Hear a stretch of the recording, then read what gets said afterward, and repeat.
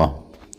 മുത്തനബി സല്ലല്ലാഹു അലൈഹി വസല്ലമ തങ്ങളോട് ഒരു സഹാബത്ത് ചോദിച്ചു, യാ റസൂലല്ലാഹ്, ഏറ്റവും ശ്രേഷ്ഠമായ ഈമാൻ ഏതാണെന്ന് മുത്തനബി സല്ലല്ലാഹു അലൈഹി വസല്ലമ തങ്ങളോട് സഹാബത്ത് ചോദിച്ചപ്പോൾ മുത്തനബി സല്ലല്ലാഹു അലൈഹി വസല്ലമ തങ്ങൾ മറുപടി പറഞ്ഞു, സഹാബത്തെ, ഏറ്റവും ശ്രേഷ്ഠമായ ഈമാൻ